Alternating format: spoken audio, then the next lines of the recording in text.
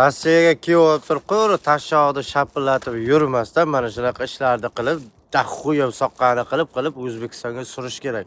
Bunaqa yurish kerak emas. Mana bunaqa chibruklar yeb, arzimagan pulga olib, qorningiz och bo'lsa ham chidab yurish shart emas. Videoni oxirigacha ko'ring. Iloji boricha mana shunaqa. Bilishi vkusda-yu, ayni harakat qilish kerak. Bundan-da zo'rlarni yeyishga. Assalomu alaykum azizlar, sizlar bugun videorolikda ko'rib turganimdan xursandman. Bugungi videorolikda Rossiyada qanaqa qilib ko'proq daromad topish va oddiygina 4-5 soatda $50 dan $80 pul topish yo'llarini o'rgataman. Albatta videorolikda oxirigacha ko'ringlar. Qarochi mana bunaqa endi gunoh bo'lmasin, nolish bo'lmasin, mana bunaqa oddiy chibruklar deb qorinni och qilib, ya'ni o'z vaqtida ovqatlanmay, pulingizga qarab turib oddiy narsalar olib yurib, pulingizga yarasha qilib yurishdan tiyiling. Endi sizlarga asosan bir ishni o'rgataman. Agar siz postoyanni qanaqadir bir joyda 12-14 soatlab ishlaydigan bo'lsangiz, zavod, sex, stroyka mana shunaqa joylarda ishlaydigan bo'lsangiz, bu narsalardan tashqari yana 4-5 soat, ya'ni polibom 12 soat, 12-1gacha telefon chiqarib o'tirasizlar. Bu narsani yo'qotish kerak va oddiygina hech qanaqa zarari, hech qanaqa og'ir ish emas. Dastavkaga ishga kirishni taklif qilaman. Nima uchun dastavka? Dastavkada bez problem, bez nechuva, har hafta oylik to'lanadi.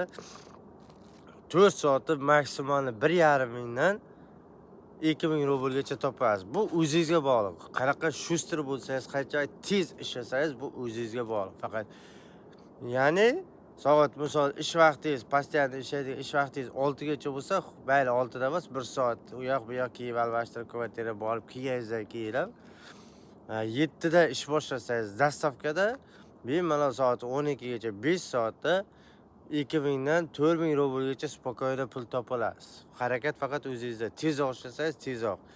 O'shaning uchun men sizlarga aytib o'tmoqchi bo'lganim telefonni tagiga topib Instagram yoki TikTokda ko'rib yotishni to'xtatinglar. Hech bo'lmaganda kuniga yana qo'shimcha 2 ming, 1,5 ming, 3 minggacha topishlaringiz mumkin. Bu sizlarga patent, kvarplata, yana oziq-ovqat, hamma narsalaringiz qoplaydi, spokojno. Meni bir sherigim ishlaydi, postoyanno baliq sexda ishlaydi. O'sha bola 4 soat ishlab ketadi. U yoq bu yog'i bir 6 soat ishlaydi, endi o'ziga qarab. Shu bola haftasiga 25 ming topaman aka deydi. 4 soat bir hafta ishlaydi, har hafta to'lanadi. Dastavkada har chorshanba, seshanba kartangizga bezatkaz kelib tushadi. Unaqa aldash-paldash degan narsalar yo'q. O'shaning uchun sizlarga taklif qilganim, qo'riq telefon chiqarib, kimnidir Instagram, kimnidir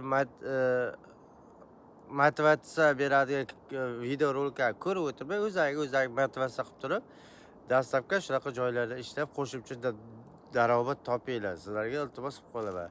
Hozir kuchingiz, aqlingiz yetadigan hamma narsani ishlab foydalanib, mana shunaqa ishlarga aralashishlaringizni taklif qilib qolaman va to'g'ri, mana bu videoda gapirayotgan so'zlarim qanaqa chalalari ko'p.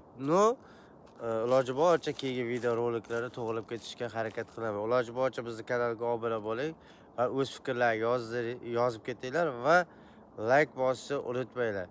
Agar qanaqadir dastavkaga ishga kirish bo'yicha qanaqadir muammolar bo'lsa, kommentariyada yozib ketinglar. Telefon raqam, WhatsApp, Telegram, men albatta aloqaga chiqaman va iloji boricha sizlarga tushuntirib ketaman.